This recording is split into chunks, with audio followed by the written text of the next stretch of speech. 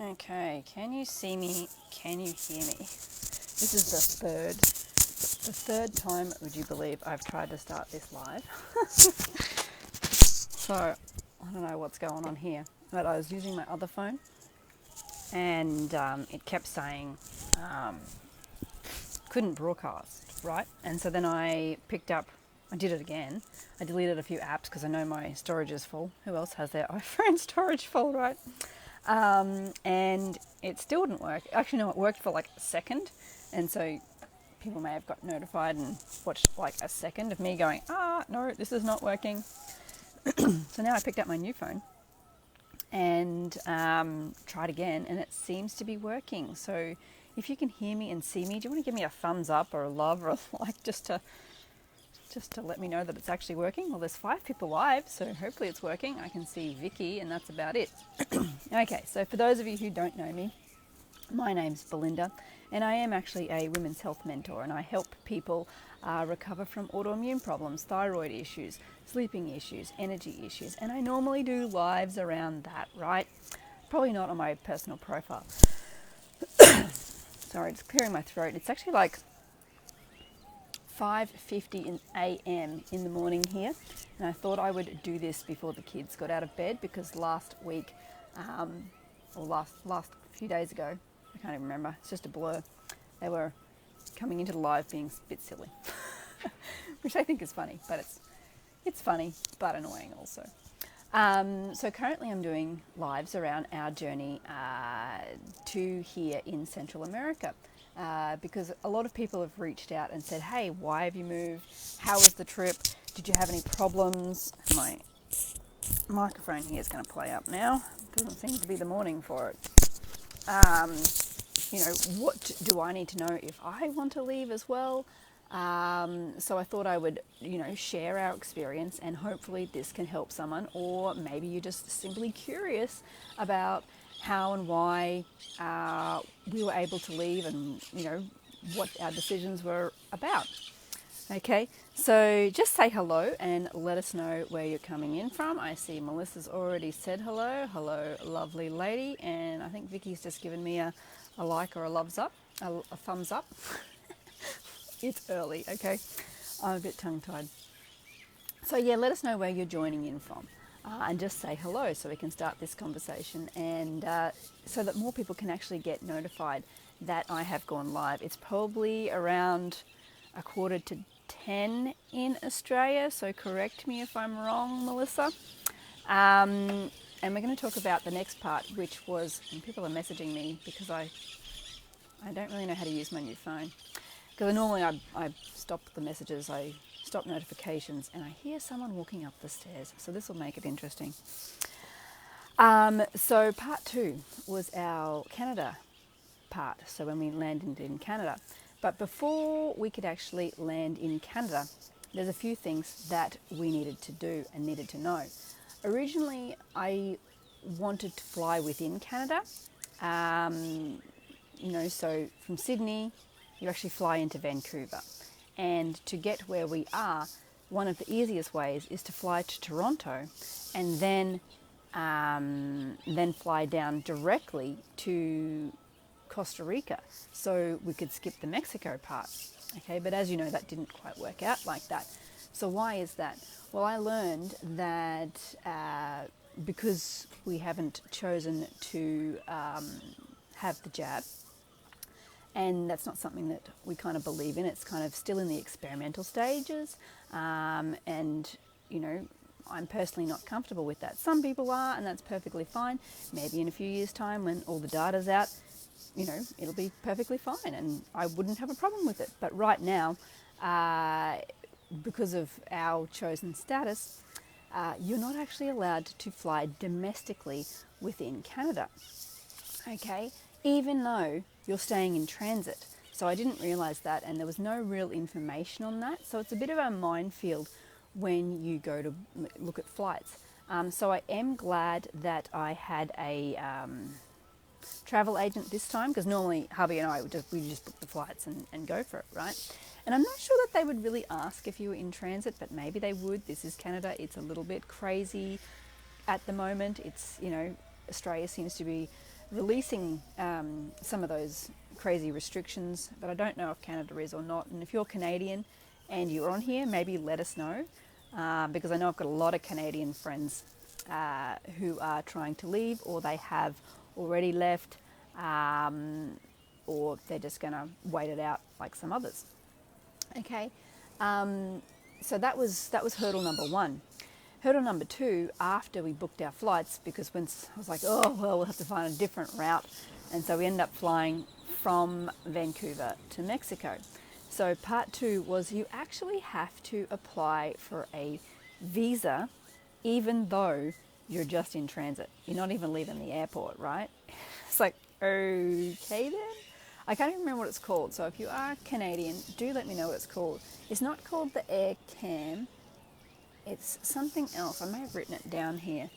I don't know. No, I just said transit visa in my paperwork here. And that is like $7. So, you know, it's not expensive. It's 7 Canadian, which is about 7 Australian anyway, right? But it's not a big deal. It's really easy paperwork to fill out.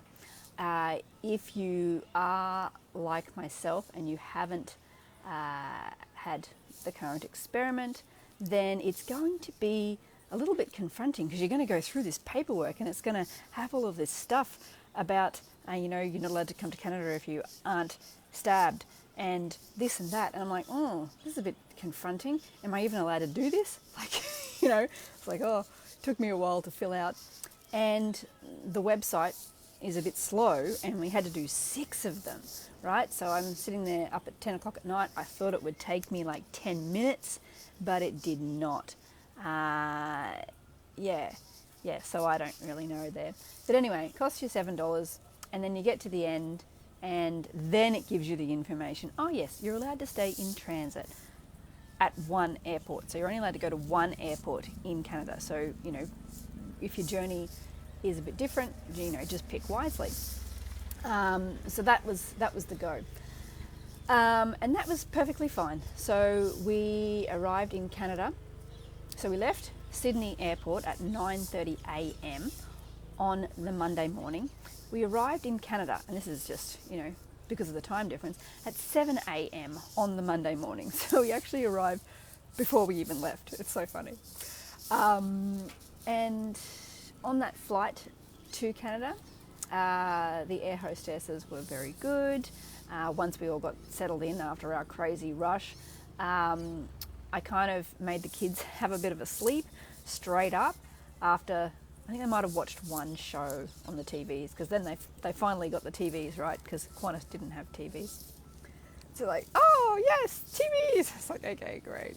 So they watched one show and then they had a sleep, because they were up at like 3 a.m. in the morning. And, you know, it's just a little bit early for them, and we want them to be sane on the flight as well as us. So we did make them have a little bit of a sleep. The food on Air Canada was pretty good. I don't think there was any complaints. By the way, the Qantas food, I didn't mention this in the last video. Oh my God. Like, what is this? This is disgusting. Anywho, you win some and you lose some, right? Anyway, the Air Canada flight went very well, and then they actually turned down the lights and you have a sleep. And I think we had 2 sleeps on the Air Canada flight, which was good. And when we finally arrived, it was very calm and not like not like leaving Sydney, because we weren't in a rush. We had like, I think it was like 11 hours.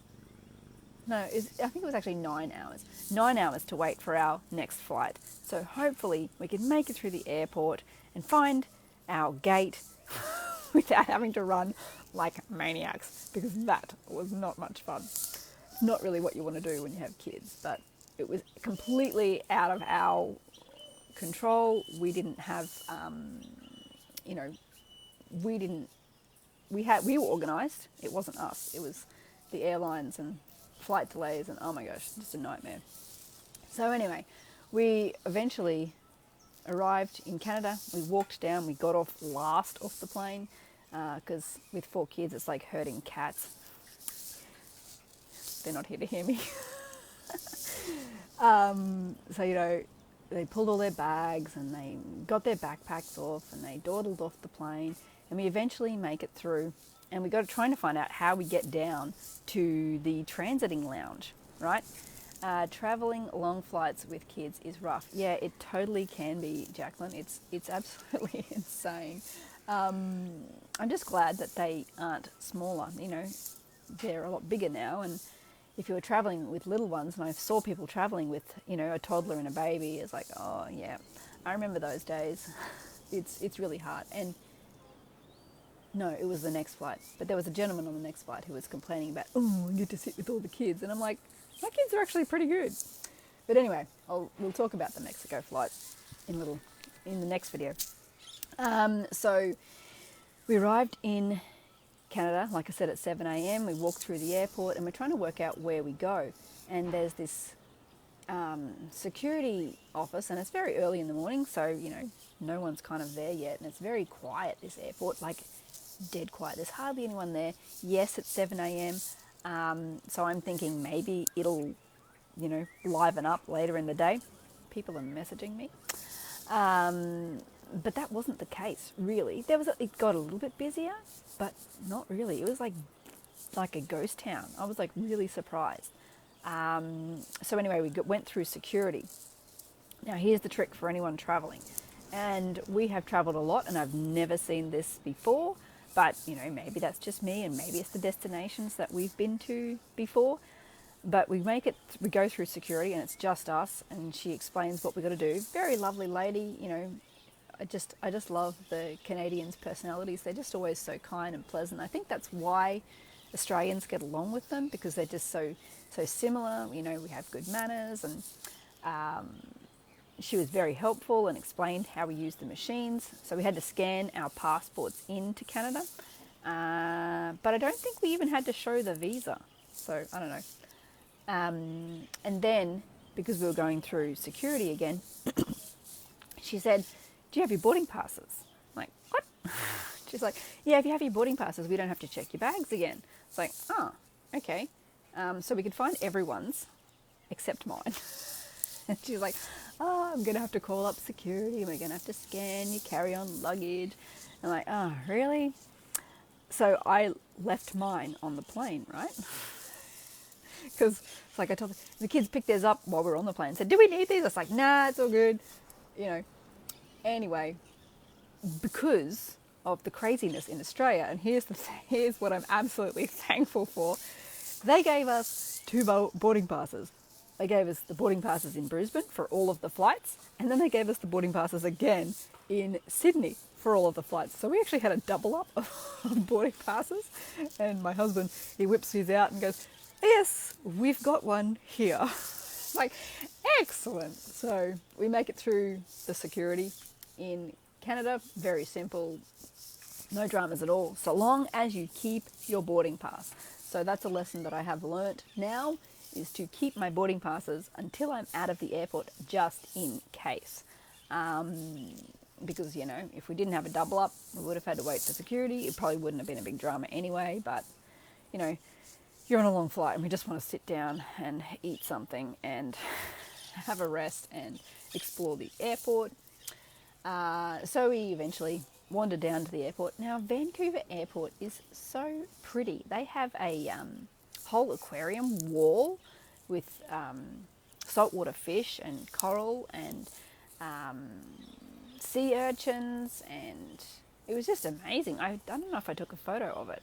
I think I took a photo of it. So maybe I'll have to put it down below.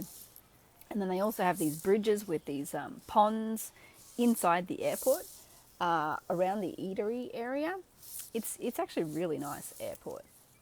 Very clean, very quiet, which is good, because I think, you know, we honestly thought, and I might have been a little bit crazy here, we had little things we needed to finish off after we left Australia. You know, there's people I needed to message, our car that we needed to sell.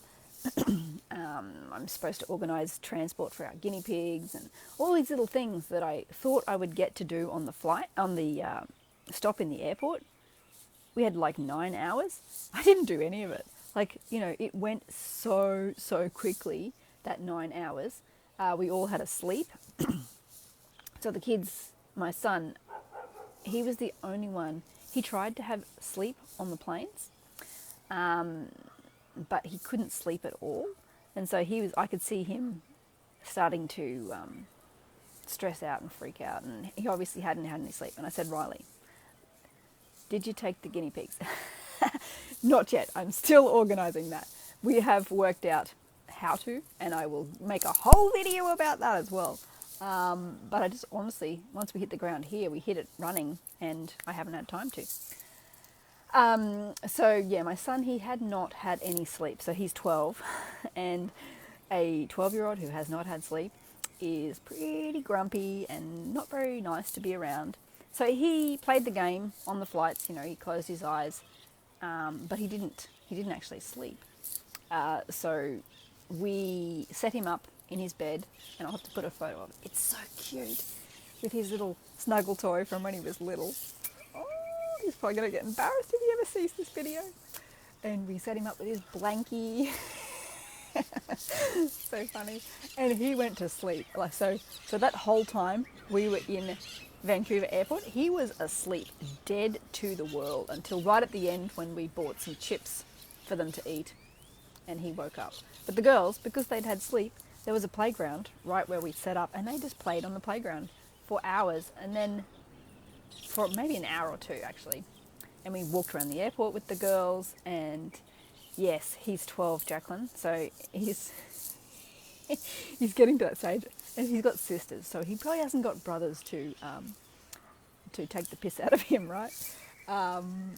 So, and he, you know, we're traveling as a family, so he didn't have any friends there either, so he was quite comfortable.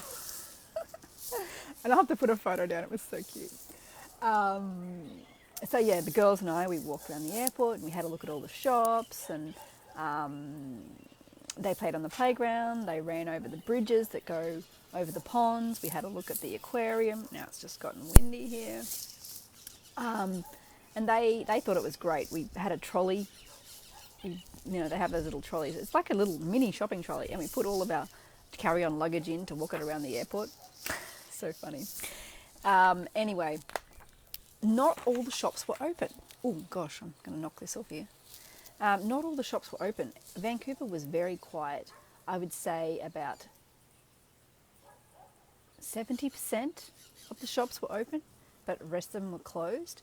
So, you know, it just goes to show the things that are happening in the world. Now, I have heard that Sydney Airport was like that, and Brisbane domestic was supposed to be a ghost town. I cannot comment on that, because when we were in Sydney, it was so nuts. It wasn't funny.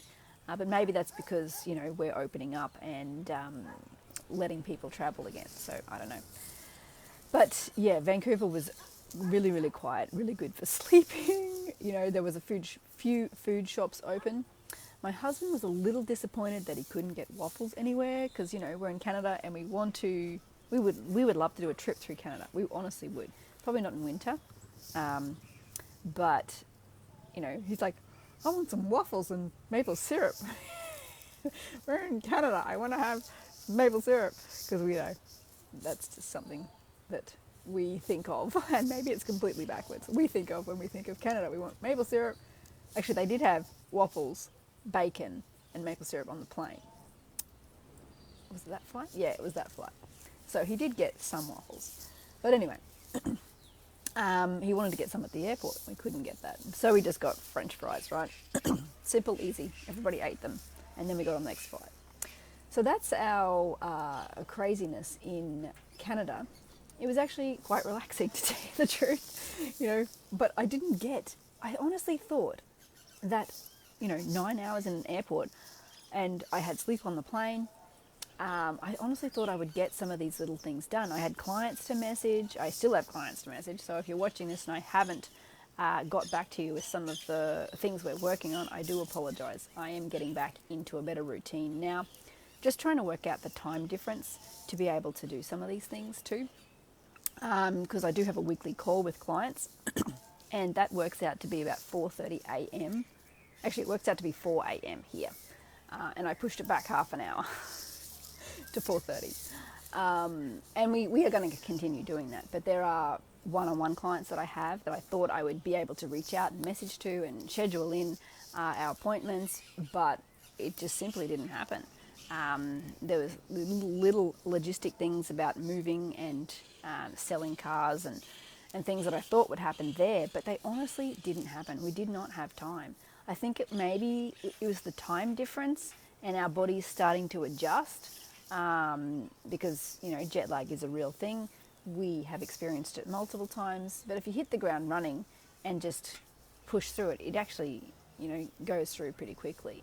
But yeah, we all just literally, all 6 of us, are sleeping on couches in Vancouver airport, and it was quite comfortable. Not that airports are ever very set up for sleeping. They don't really like that, but no one bothered us, no one woke us up, and, you know, they just let the kids sleep and they let us sleep. So that was a good thing, but it was very quiet.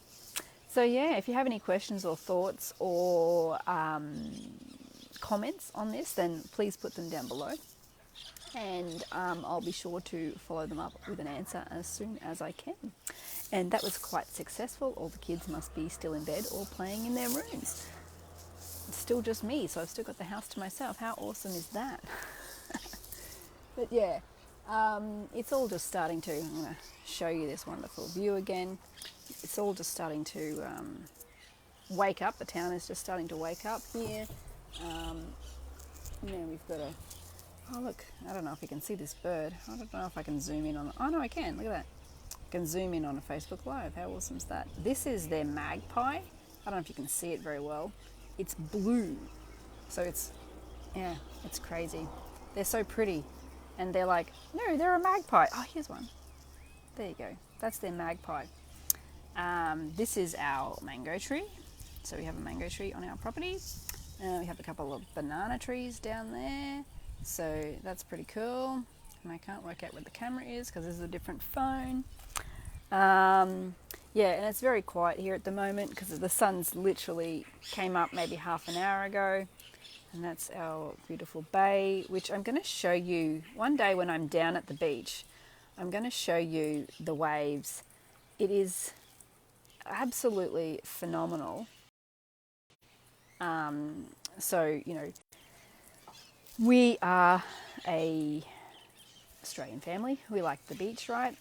And this beach is a little bit different. Oh, here's one. There you go. One's awake. A little bit different. So one day when I'm down there with the kids, I'll explain why it's different and how phenomenal it is. And I find it fascinating. So yeah. Anyway, say hello and let us know where you're coming in from. And I'll catch you on the next live in, yeah, maybe a couple of days or so when I wake up early and kid-free for a bit. Then I'll do my next one. So the next one will be, what are we going to do? So I've got a lineup of topics here. Mexico City. So yes, and if you have missed the first video, it's only like a few days back. So just scroll back up, Jacqueline, and watch it. It is hilarious. I think it's hilarious, but it's just the craziness that we had to do to get out of Australia. And it was just so chaotic and just an absolute nightmare. We did everything we could possibly do, but it was insane. So yeah, scroll back up and have a look at it now. My husband's making coffee because you get fresh coffee here. It's awesome. What were the requirements to leave Australia? So yeah, go back through, Jacqueline, and have a look at it. And I explain all of that because it was insane. Now, once again, I'm probably going to post these videos on YouTube so that others can learn from this experience as well. So if you are watching from YouTube, just like and subscribe. Welcome to put comments down as well. And Vicky says, yes, so beautiful. I'm glad that you and the family got to your destination safe. Yes, me too. And, oh, Bianca misses us. We miss you too. Bianca says, I was laughing through the last video. I know, right? So it wasn't just me. I thought it was I thought it was funny. I can laugh about it now. It wasn't funny at the time. It was like super stressful and I'm like, ah! My adrenals are like pumping. So yeah. Anyway, you have a wonderful evening, and it's probably time for bed for most of you if you're watching from Australia, and if you're watching from this part of the world, then it's morning time. So have a great day, and you Aussies, go to bed. See you later. Bye.